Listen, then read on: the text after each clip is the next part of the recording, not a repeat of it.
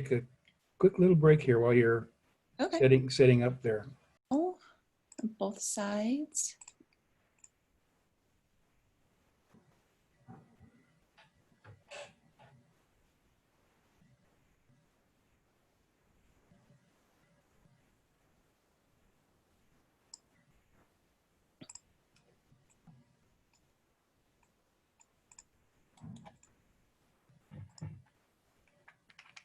We'll give people a couple, like another minute or so. Oh, Ben Roxanne on Facebook just said hello.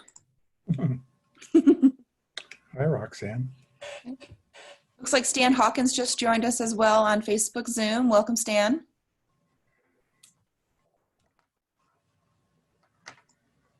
All right. Looks like we have about 7 people viewing on Facebook at the moment, Ben. So I'll start up with the intro and we'll get this going. Okay. All right. Well, thank you, everybody, for coming today for our newly created FPF Resilience webinar series.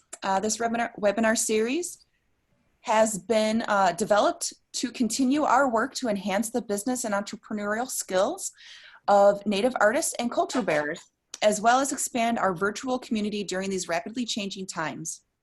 Bi-weekly, this webinar series, First Peoples Fund and our nationally recognized Native Arts Professional Development NAPD trainers will deliver values-based topic-focused webinars on Mondays, followed by technical assistance office hours on Wednesdays to follow up and answer any questions regarding the Monday webinar. So Ben Sherman, who's Oglala Lakota, he will be our first person for June 1st, so it's a great way to start off the month. Later on this month, we do have Koloku Holt coming in on June 15th and 17th to focus on artist negotiations.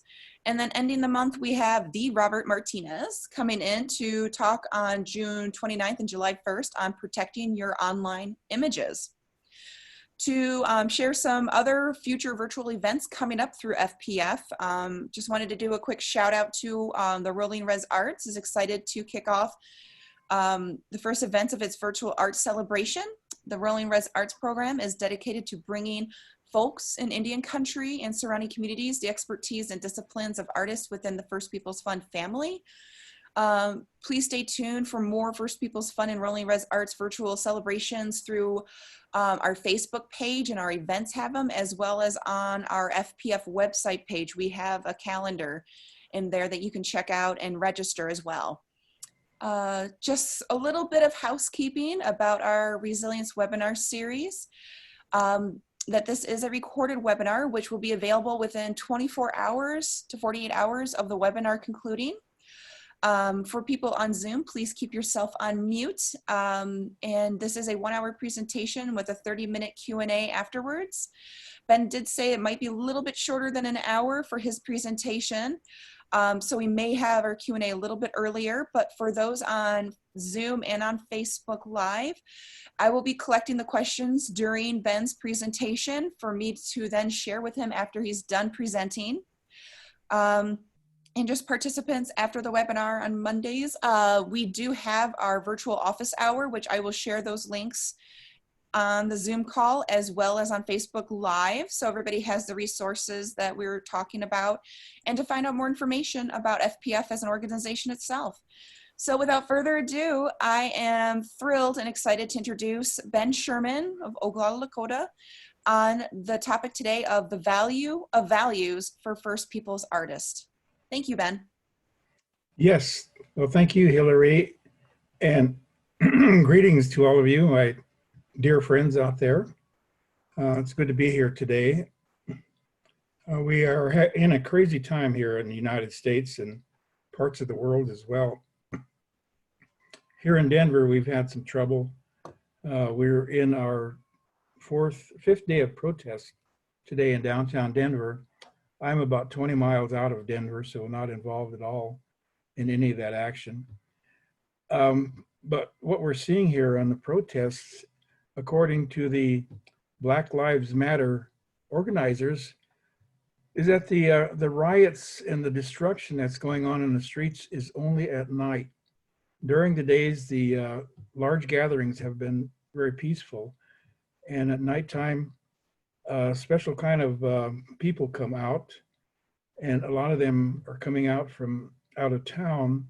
The Black Lives people deny any involvement with them, whoever they are, but they're mostly white-skinned, male, younger people that are doing the looting and the destruction and trying to set fires and things like that.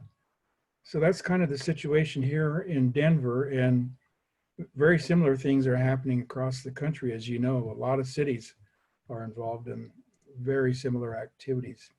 So we're going to get through this. It'll play itself out in the coming days, but there will be some people hurt and businesses destroyed along the way. But we have to continue to think about what we are all about personally, because life will go on. The pandemic will gradually decrease if we allow it to, or if we make it decrease, and we can get on with our regular lives, hopefully. There's still some challenges there, though, and much of the challenges have to do with leadership at the state levels, not all state levels, but at some states, and also at the national level. So here we are. I'm going to switch you over to a PowerPoint. What I'll do is I'll lead you through a PowerPoint discussion, and then partway through it, we will show a 4-minute video that relates to the subject. But here is our PowerPoint coming up here.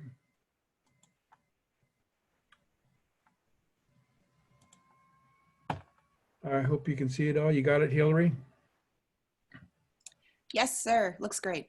Okay. We titled it The Value of Values. Not the most creative title, but it's kind of a play on words. This word value has a couple of different meanings here in the title, and I think we should clarify that so you'll know why we use these tricky words. The first value in this little phrase means the worth of something. Like, for example, the value of your car, the value of your wristwatch, the value of your art. And of course, the second word, values, in the plural, means the values that we want to talk about, your family values and the values that you carry within yourself. So that's how we're going to discuss this topic here. We will try to pass on what we think is the value of those values in your art business. And I think you will come to see that the value as we move along in this discussion. This cover photo was taken at the Alaska Native Heritage Center, and I think it was only about a year ago, right, Roxanne?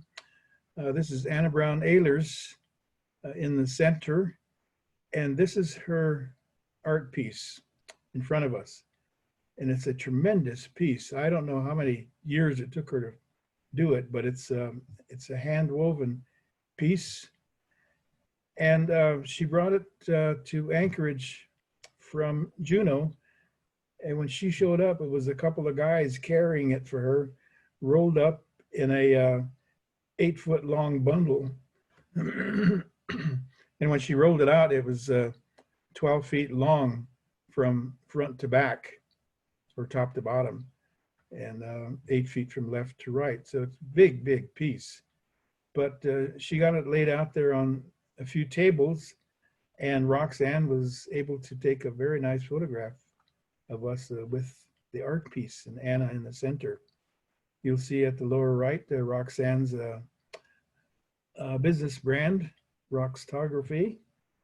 So we had a good session there with Anna Brown Ehlers, and I show this because I think it represents the quality and the commitment of many of the artists out there that we work with. Okay, here's what we're going to go through today. This is Jody Naranjo from the Santa Fe area. She's the Santa Clara Pueblo, and she's been part of the First Peoples Fund family for a lot of years. And she too is just an outstanding artist. But what we're going to go through is the origins of First Peoples Fund values. And you see the list on the right there. We're going to go through First Peoples Fund vision and mission and the core values that First Peoples Fund espouses. And then we'll spend a little time talking about collective spirit, the importance of values in your life as an artist, and the sources of values, how you get your values. And then we'll go through a little routine we call a personal vision quest, which is just to talk to you briefly about how you establish your own vision, vision based upon your values. This is a picture of a well-rounded artist. You can see the round face there, and I'm getting more rounded as we continue on with this quarantine. I sit too close to my refrigerator. But anyway, the values you see at the top, they're also called ethics, principles, morals, several different names, but they all pretty much mean the same. The values that you hold dear and that you practice in your own life. But it takes some other characteristics for you to be this truly well-rounded artist that we're referring to here. And on our left side of the circle, you see something that we call qualities. And those are character traits. Now, we'll go into those later, but they are closely related to your values. And then the skills, which I also call abilities, on the right side of our picture here. And they too are closely intertwined with your values. So we'll get into this more later, and I'll explain what the interrelationships are among these various parts of your personal character. But First Peoples Fund was founded a bit over 20 years ago by this very, very nice lady, kind lady, generous, Jennifer Easton. Her home was in Minnesota, but she also had a mountain home in Colorado. And she was the founder and the initial benefactor of First Peoples Fund. And she worked with us very closely in bringing together First Peoples Fund. And the first thing that she did, which was a wonderful decision, was to hire Lori Puyer as the president and help Lori put together a board and launch the organization.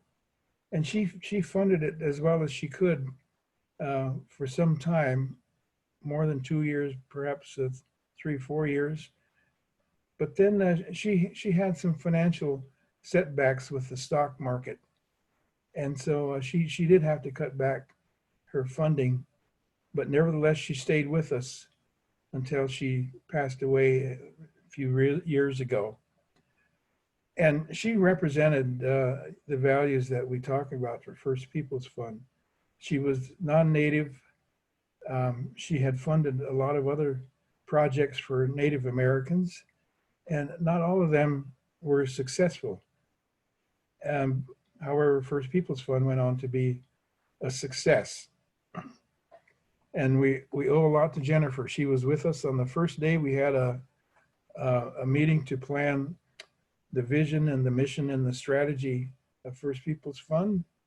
We all sat down in a hotel in the Alex Johnson in Rapid City and laid out a big piece of butcher paper on the conference table and just wrote down what the values were going to be, and the vision and the mission and the strategy.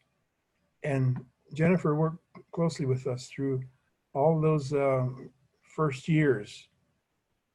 So we really miss her now that she's gone, but she served a great purpose with First Peoples Fund, Jennifer Easton. And that's who we name our Community Spirit Awards after. Her house here was in Minnesota, and it was like a museum in itself, or a gallery. Everything you sat on or ate on or walked on or bumped up against was a piece of art. Her whole house was art. So we developed a vision, and I want to call your attention to a couple of things here. And the first is this was our first mention of collective spirit of First Peoples Fund. And then the mission went on to define more about this thing we call collective spirit. And that became kind of one of the core values, is the practicing of collective spirit in everything that we do, and everything that First Peoples Fund did, and everything that we ask our artists to do. And there's a short definition right at the end there, where collective spirit manifests as self-awareness and a sense of responsibility to sustain our communities. And so that has carried on through all these 20 some years or so. So this was the vision and mission that was carried forward from that. And it was supported by a set of values that the group came up with. And these values have stayed with First Peoples Fund for all these years. And there are 9 of them listed here, basically 8 of them. And I added collective spirit to the list because I consider it to be an important value as well. But these are First Peoples Fund values. And First Peoples Fund does not attempt to, I guess, force these values upon anyone, but the values are there to learn from. And they generally are universal values in Indian country and in other places in the world as well. And I'll say a little more about that here in just a minute. But this is where we started, with these core values. And I will show you how we progressed through the years to develop more meaning to them. They go well beyond just words. I don't have a photograph of the current board of directors, but I do have one here of a man who's on the board of First Peoples Fund, has been for some years. Bud Lane, very, very prominent and good leader from the Siletz tribe in Oregon. And he's had his share of awards. You'll notice that he's been involved in tribal governance as well as a vice chairman. The last fluent speaker of the tribe, and he created a dictionary to help carry on the language. And as you see, he's a basket maker himself. And on the board of directors, he's been an excellent leader. This is a quote from him: "Knowledge allows us to see further." Large proponent of education and learning. You all know about the Native Artist Professional Development curriculum that we teach. NAPD is a 2-day course, and we do it with this manual that I'm showing here. It's a lot of material here, and I just briefly summarized on this graphic what the materials are in this training course, Native Artist Professional Development, that we have offered many times across the country. And I have presented this curriculum to community groups for the last 20 years or so. And I've done it probably about 50 or 60 times in different communities around the United States, including Alaska and Hawaii. And you will notice at the top of the graphic, the first thing that we start with is the vision and the values. And we spend a pretty good amount of time on vision and values on the first morning of the 2-day training, because we consider that to be a very important part of the foundation of the teaching, is to check out the artists and the audience through their values and what they think about their own personal values and how they utilize their own values in developing their visions. So this is the course here, the full course. Now, here's what other people have to say about values, and these are very recent sayings of people. Barack Obama did the National High School Commitments speech just a few short weeks ago for all the graduates. And it was important to him to mention values and asking the people that he was speaking to ground themselves in values that last and last through their lifetimes. And you notice he had a half a dozen here that he referred to that mean a lot to him: honesty, hard work, responsibility, fairness, generosity, and respect. And some of those are on the universal values list that First Peoples Fund has as well. So if our president thinks these values are important, then he's trying to impart that message to all the young people in the country, and hoping that they listen to that, but who knows. And then another world leader, Prime Minister Jacinda Ardern from New Zealand, she has been measured as the most popular leader in the last 100 years of New Zealand. And she espouses these kinds of values. And some of them are the same values that we're talking about, but she has kind of her different version of them. She has empathy, fairness, and then she has collectivism in there as well on the end of the list. She refers to collectivism because that's the way she governs. It's through a collective, I guess, coming together of thoughts and goals and vision. And that's one of the reasons that she is such a good leader. And she is governing in a very unique way.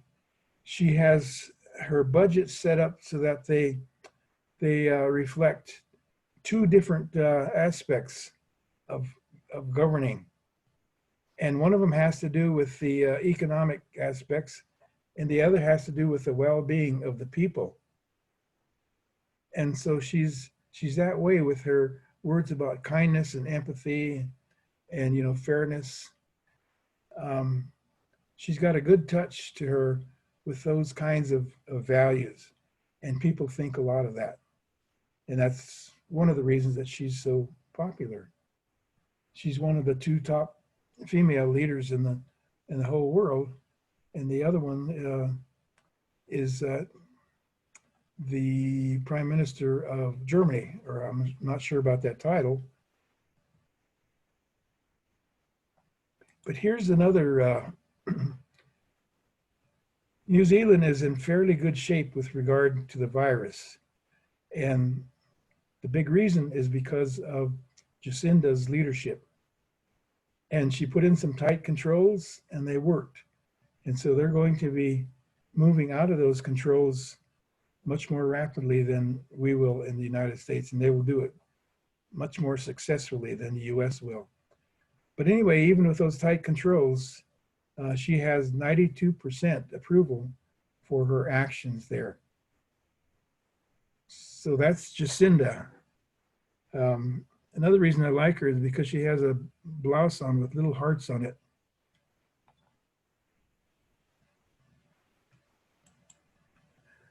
And then staying in New Zealand, Jacinda is very familiar with these Maori values that the Maori people themselves, of course, espouse very strongly.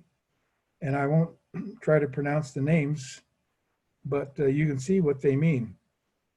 Kinship, belonging, environmental guardianship and responsibility, respect, care, and hospitality. And they have other values as well. And this is just a short list of them. But what Jacinda said is that these values belong within government policy and acts of parliament.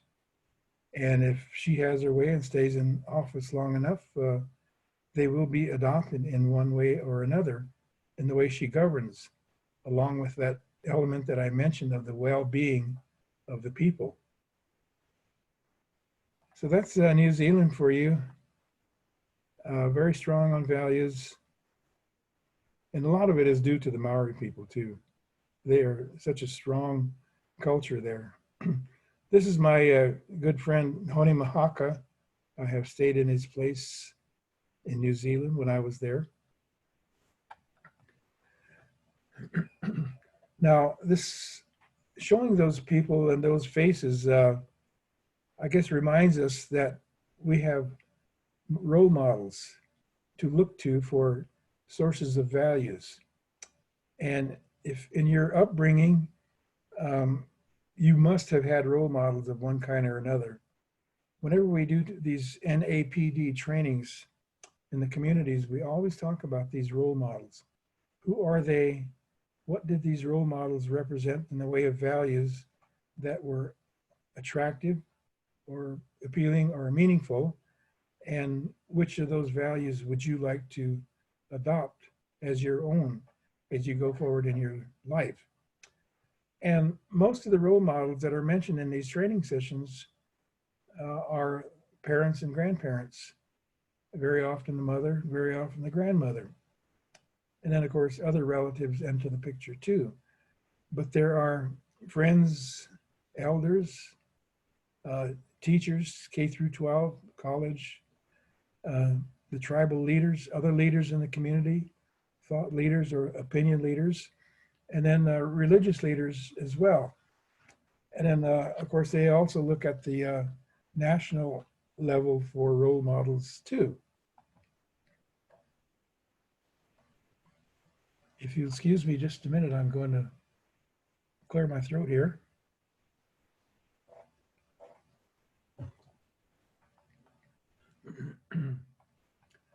So we ask you to think about the role models in your own lives and just make a note of the values that they represented. I have my own story about my own role model, and it's my mother.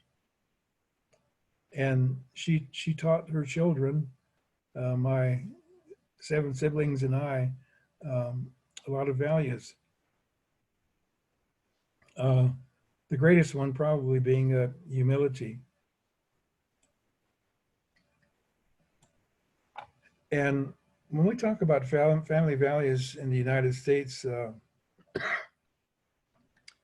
we should really mean it. We should talk about family values in a way that are meaningful. And I use the Teresa Secord story here as my example of family values.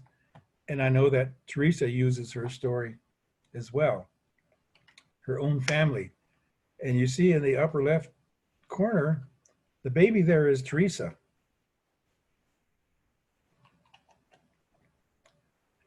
And she's pictured there with her mother on the left, her grandmother in the center, and her great-grandmother on the right. And below that is the great-grandmother when she was a younger woman, and she's selling baskets in the state of Maine. Now, Teresa did not start out as an artist, full-time artist. Her education was as a geographer.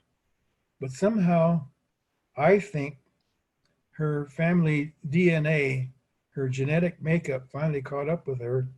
And at some point in her life, she became the artist that she is today, and a good one at that. So I think these values are passed down through the family in a way that can be very effective, especially to artists. Well, we're going to go on a little journey here, and I looked around to try to find out where the best source of values are in a community, because we're talking about 2 different sets of values here, and sometimes they're the same set, but one of them is the community values, and the other is the individual values. So we'll go to Cherokee, North Carolina, the Eastern Band of Cherokees, and we will examine their group or the community values and see how they relate to individual values. This is as strong a community as you can find in the country for expressing and living their values. We went there twice for NAPDs, and it was those both were very wonderful learning experiences. Pictured here, two prominent people in the community. Marie Junaluska, she's one of the very fluent teachers of the Cherokee language. She writes and reads and teaches the language. And the other is Juanita Wilson, and she has more of an entrepreneurial character to her. So these are two leaders in the Eastern Band of Cherokee community. Now, we talk about the group, the collective, the community, and the Cherokee community reflects group values as well as any community that I've seen in the country. There are others, of course, and I'll freely admit that, but Cherokee does it very well. And if you go there, you don't see signs and placards and banners and stuff about these values, but if you get to know them, you will find out that the values are very evident in the way they live and the way they do business and the way they interact among themselves.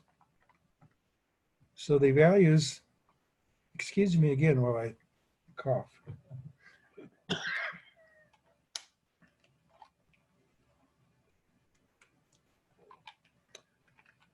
This is not COVID, by the way. It's not coronavirus that I'm doing. It's a persistent cough that I've had for a while. Community and kin relationships are considered important. And to them, that's an important value, very important.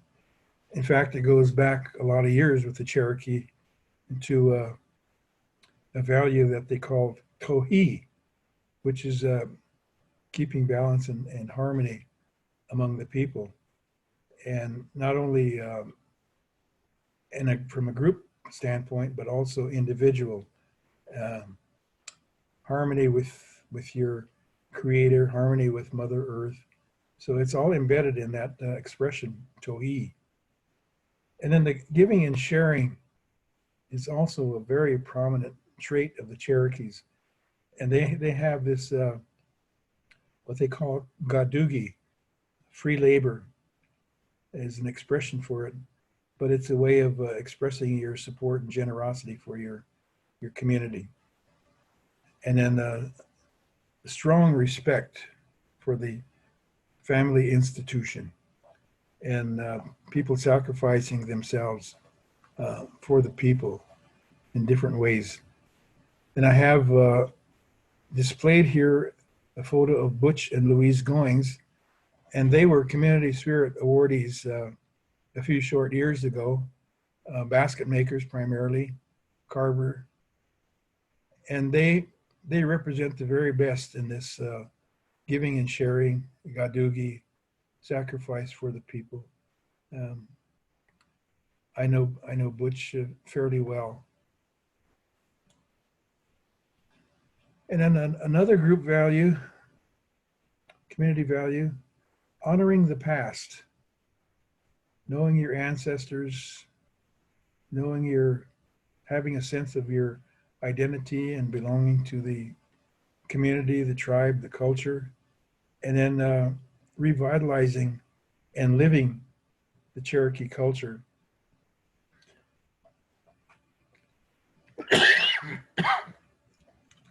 In a modern sense. Another group value is educating the children and adopting a values-oriented education and recreation for the young ones, providing role models for them in family, school, and community settings.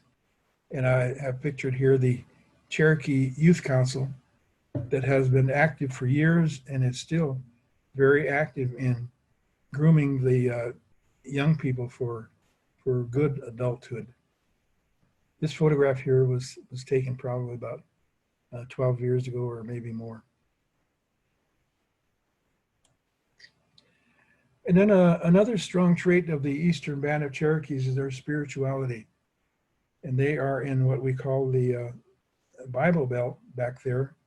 So religion is a very strong thing in that whole area of the southeastern region of the United States, and especially so with the Cherokee people.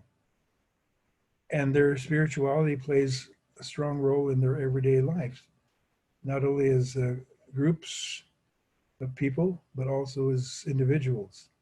And these are the values that they look for through the benefits of the values that they look for in their practice of their religion, their spirituality, for creating the bond, the strength for the Cherokee people. The kin relationships are based upon sharing faith, doing things together that are religious-based activities, and then daily decisions supported by prayer. So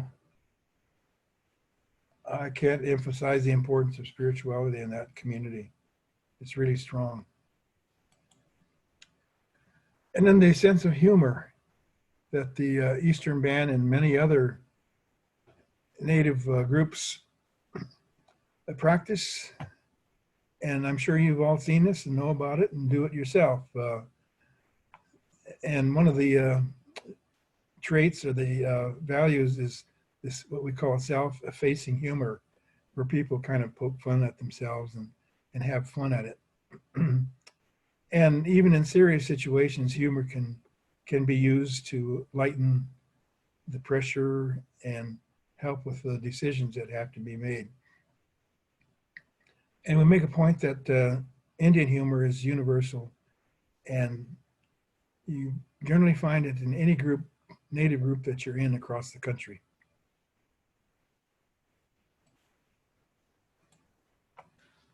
And then the last piece here that we wanted to talk about, it's of great importance to you, is the strong individual values that are promoted by the Cherokee people in their culture and their community. And if you look at the list here of 8 here, again, you will see some of the same that are on the First Peoples Fund list that are almost universal in nature. And they take them very seriously. We have a photograph of Shan Goshorn, who is one of the beautiful people of the Eastern Band, passed away a few short years ago, but just a tremendous person reflecting all of these values that you see here in her art and in her life. And we truly miss Shan today. So these are the values that the Cherokee people adopt and attempt to pass along and integrate into the everyday lives of the children growing up, going through school, on into higher education and adulthood. You will find these kind of values that are presented to the young people. And of course, they have plenty of role models themselves. Now that Shan is gone, there are plenty of other role models to look to see how they live their lives supporting these values. And these are a few other individual values that we've picked up along the way when we were doing our NAPDs. We would ask people for their values that they saw. And these are some of the other values that were represented among our artists in the NAPDs. And the first one there is a very interesting one, forgiveness. Having the capacity to forgive those who have offended you. And that's an important one. Not everyone knows how to forgive. And the second one is, of course, your duty and responsibility to yourself, your family, your community, your tribe. And then the next 3 are values that are most likely promoted by Jacinda from New Zealand. And the caring, the nurturing, and the love. You don't very often see love on these values lists, but it too is an important one.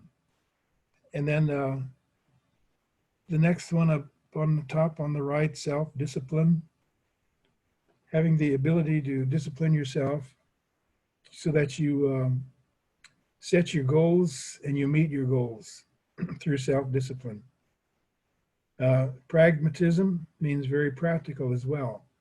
And then gratitude for everything, all the gifts that you have in your life, the gifts of everyday life from family and friends, community, as well as the gifts from Mother Nature. And then the ability to contemplate, to think. That's important to be able to sort out your own thoughts. Think clearly and thereby act clearly. So these are what we call other individual values, but they're important too. Back to collective spirit. This is another demonstration of collective spirit at the Eastern Band of Cherokees.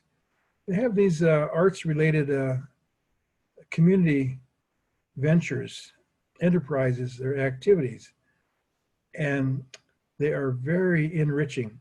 And they have so many of the Cherokee people participating in these ventures because they're actually business ventures as well. They make some tourism money from these ventures. And they have this famous outdoor drama that they've been doing on a mountainside for over 50 years now. Actually, it's closer to 70 years. Unto These Hills tells the story of the Cherokee and how they got where they are and how they remained where they are in spite of the attempt of the government to move all the Cherokees to Oklahoma. This is the group that stayed behind, and they tell their story very well. On the right side there is a retail enterprise called Oglala Arts. But Oglala Arts is also a mutual, it's a cooperative. And it has some 300 members, Cherokee artists who are members of the co-op, and they sell their art through this retail enterprise if they want to. It's their choice. The manager of Oglala Arts will buy their art from it if it meets her standards, and then put it up and sell it to the public. So it is a Cherokee treasure, this Oglala Arts, and it's another representation of collective spirit or community spirit. At lower left, they have an outstanding museum of the Cherokee Indian there that they have developed through the years. It's probably 50, 60 years old by now. And then along with that, Unto These Hills outdoor drama up in the same mountains is a village that they have built to display their culture and their history, where they recreate the village scenes. The people there recreate their art in view of the tourists, and it's a money-making operation as well. And they too have a gift shop there. So these are enterprises with the intention of not only revitalizing the Cherokee culture, but also supporting the economy of the Eastern Band. Okay, we're back to our little well-rounded artist here. And so we can talk now. We've gone through this part of it here, the values, ethics, and principles. And without saying too much more about this, I want to talk about how those values are intertwined with these qualities, character traits of the people, and intertwined also with the skills and the abilities of people. And here you are at the center. This round-faced, happy face is you, the artist. Now here's the character traits or qualities. We call them by both names. This individual pictured here is Davy Arch. He's also Eastern Band of Cherokee. But here's some of the character traits. We also present these character traits in the NAPDs that we do. Risk taker, person who takes risks, person who is tenacious, resourceful, action-oriented, passionate, persuasive, versatile, and decisive. And there are some others as well, but these are the main ones. And these intertwined with your values, of course, guarantee more of a success in your art business venture. And these are the traits that we see among artists who wish to be successful. Character traits. And then that other thing that we want to talk about, skills. And skills are either acquired or learned. And some of those skills are the ability to listen, to observe, to think critically, to plan and organize, to communicate, to speak publicly, and to have a decent vocabulary. If you don't already have these, then they can be learned, and that's what we say here, either acquired or learned in school, college courses, whatever you choose to do to advance your skills and abilities. Now, there's another set of skills that we need to mention right here as well, and those are your skills as an artist. And I am not a practicing artist, so I can't speak authoritatively about the skills that you have, but you have to ask yourself, where did my skills come from? And how did I develop them? And can they be further developed for greater success as an artist? Those are a different kind of skills. Some of them you might call talent, but for this purpose, we'll just call them skills and abilities to create art.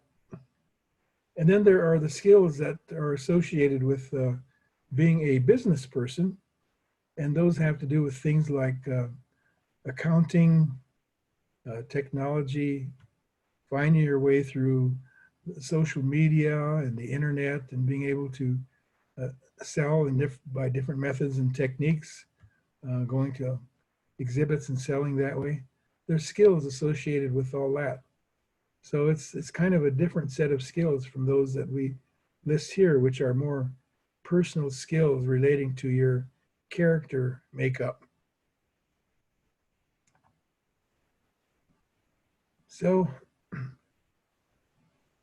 we talk about the values, talk about qualities, and we talk about skills, all that are required to create that well-rounded artist that we referred to. And we want to talk a little bit more about this collective spirit here. We defined it already, so there's no point in going any further with that. So we're going to pause here and show you a brief video. Some of you may have seen this already, but it talks about the collective spirit as well. So bear with me just a second, and we will try to pull this up. And thank you, Hillary, for your advice on how to do this.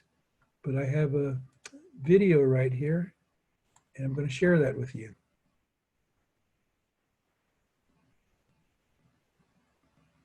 Collective spirit and nation building.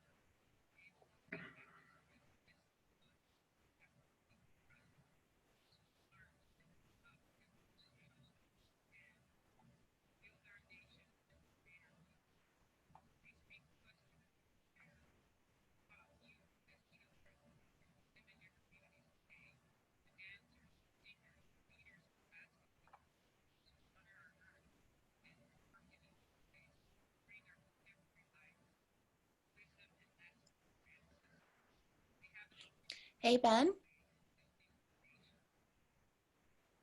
Ben, can you hear me? This is Hillary.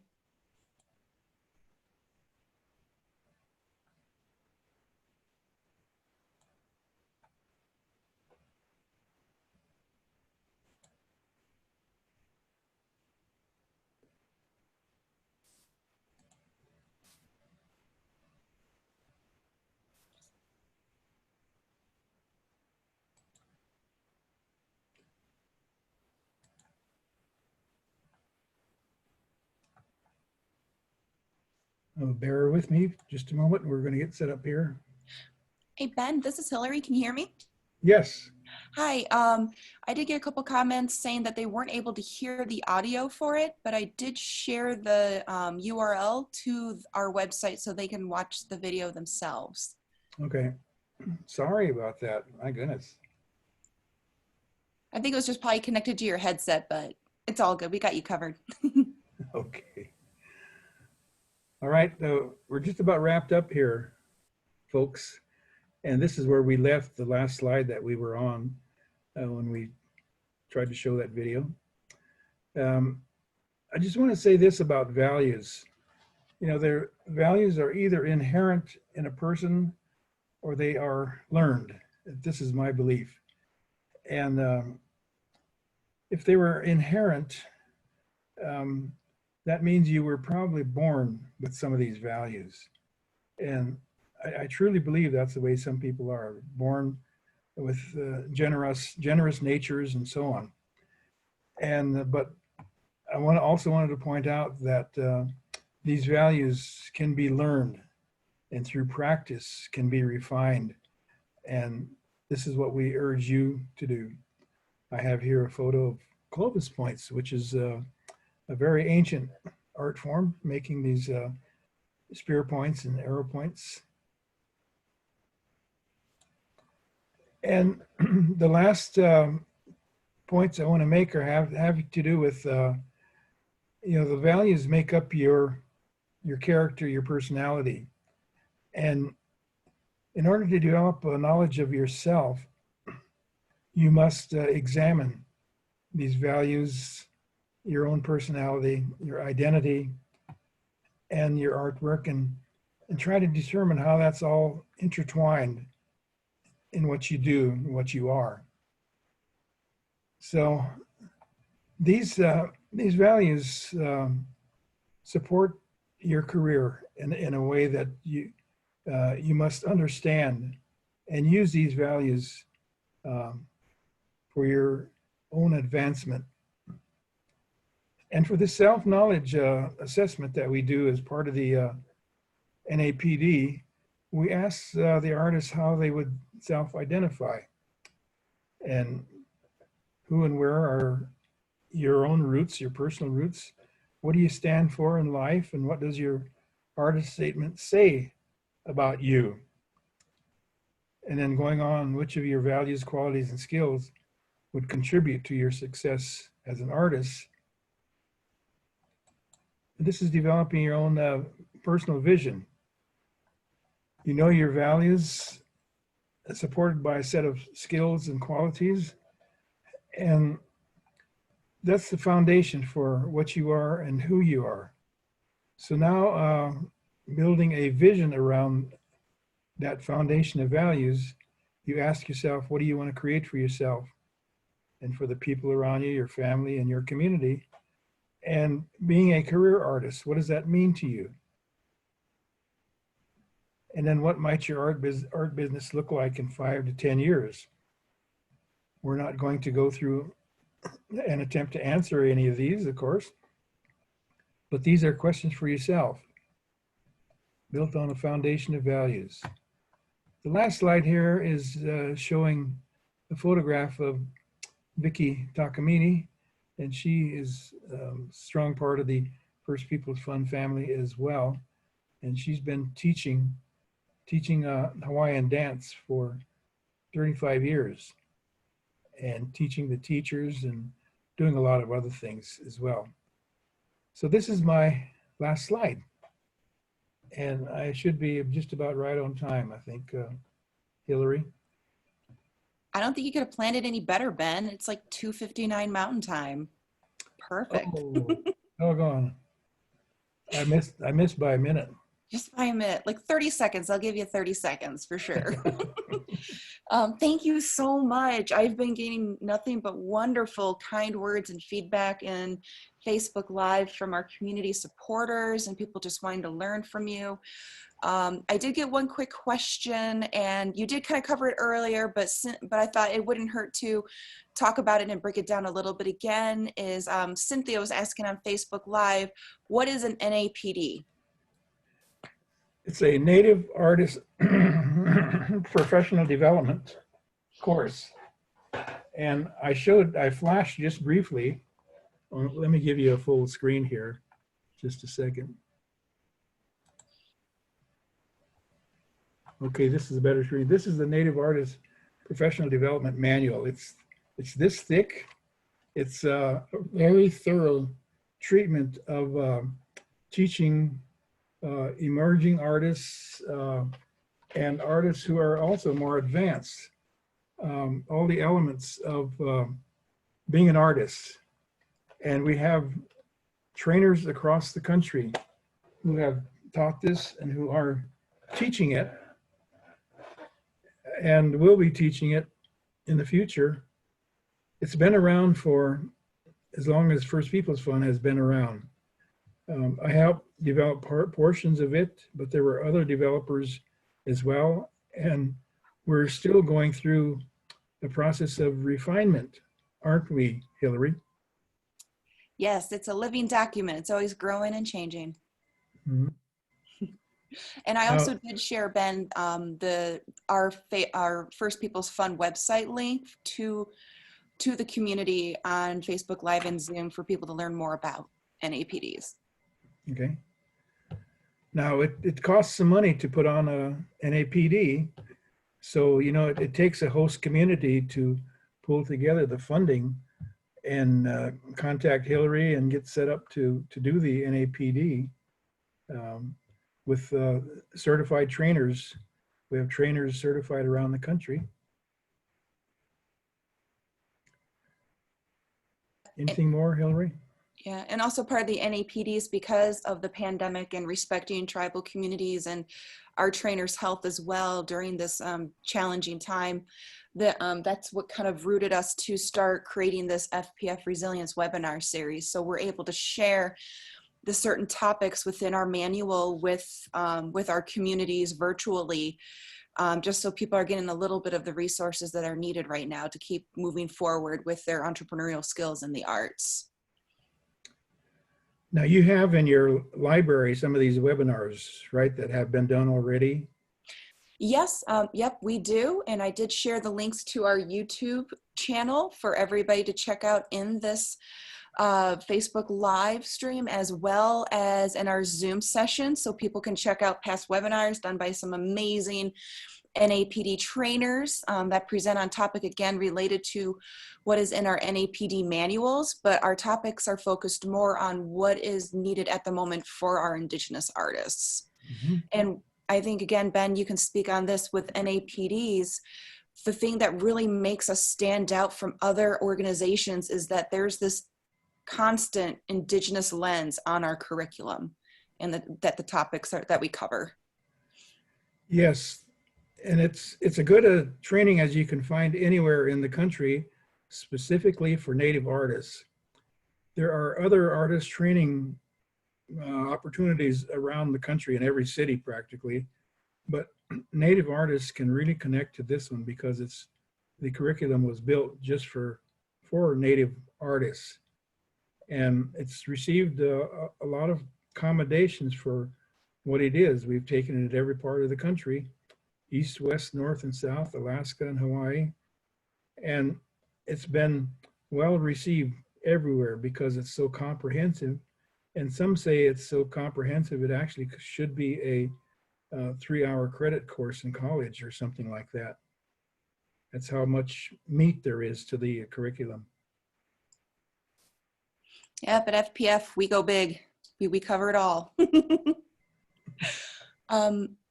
The only other question, I don't see anything in our in our Zoom attendees, it looks like Facebook Live. I'm up to date with the questions there, but I do have a question to ask Ben, and hopefully I'll be able to phrase it properly.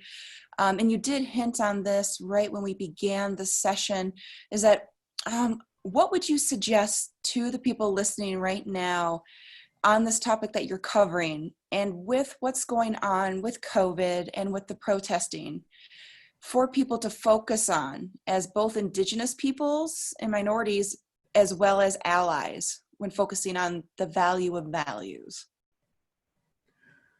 Well, I think if the different communities can put together some kind of promotional programs and go online with it, whether it's a Facebook or Instagram or however you do it, and make this promotion focus on the unique values of Native art and Native artists, because that's what attracts people. They want to know about the people who create the art as well. And for those of you who have done shows and been up with the public, you know that they are as interested in who you are as artists as they are in your art form. So that's what I would suggest, is getting prepared for a long haul here, and maybe another year before we're really out of this. And so, you know, you should be trying to do things online that will not only serve your immediate economic benefit, financial benefit, but also serve you in the future when we get out of this, because online sales can be a good opportunity.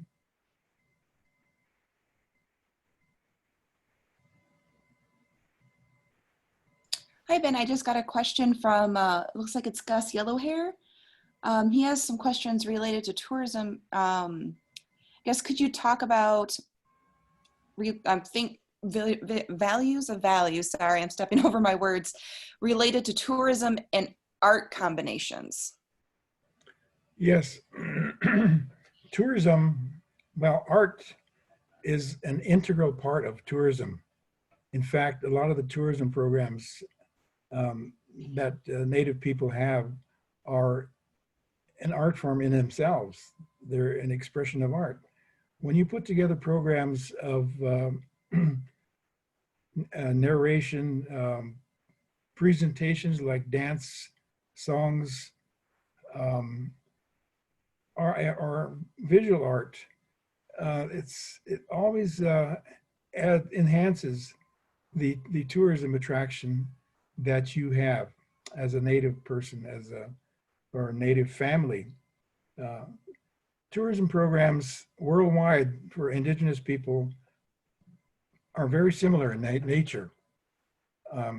Doing historical presentations, nature-based presentations, as well as culture. And when you combine those three things together, it truly is an art form. And there's the opportunity to sell and market your art, you know, when the visitors come to you. There are communities around the United States where the artists depend completely on the tourists. And I'll give you one example, is Zuni Pueblo in New Mexico. You know, they have no art if it weren't for tourists coming through. They're in an out of the way place, so they have to attract tourists and also sell art. Art is a good part of their tourism programs, but there are many others like that. And so I believe that when one is considering a tourism program, it should always consider a healthy dose of arts in whatever way you choose to present art, whether it's visual arts or whether it's performance, dance, spoken word, historical narration.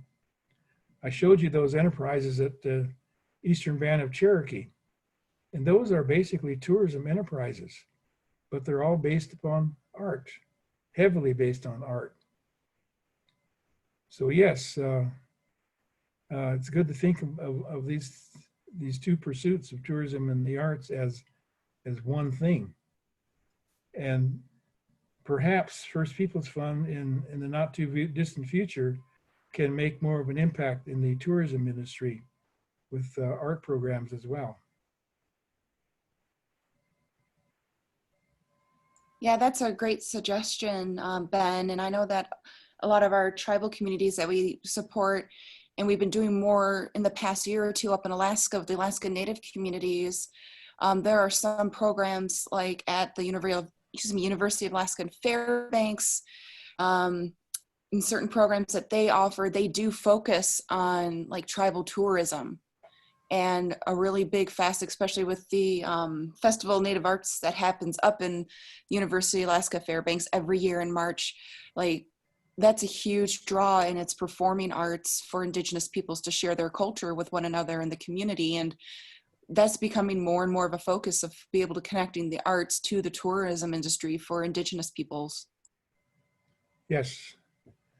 And I think, you know, when we get back to somewhat near normal, we should have found a way to integrate more arts into tourism programs around the country, across the country.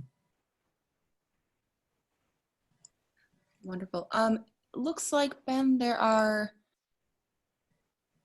looks like there isn't any other questions in Facebook Live. And it also looks like Zoom is also up to date. So yeah, I know that we would probably be ending a few minutes early, but that's probably totally fine. Okay. I didn't know if you just wanted to end with any sort of conclude. Oh, I guess we should say Ben will be around Wednesday, 3 to 4 p.m. Mountain Time for his virtual office hour, where if after this webinar you're like, oh, darn it, I should have asked Ben this question. Well, he's going to be around on Wednesday from 3 to 4 Mountain Time.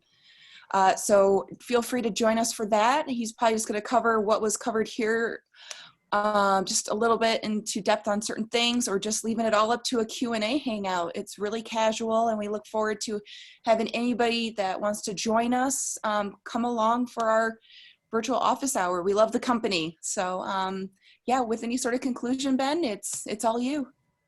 Okay, I would also like to add that a major part of what's coming forth in the near future with this NAPD curriculum is a segment on leadership by artists and culture bearers in the communities. And that's where values and the skills and qualities really come into play, because anybody who has the potential for being a community leader and for advancing arts in their communities would benefit from this additional training that we've developed about leadership by artists, for the artists in the community, but also, you know, to benefit the community economically.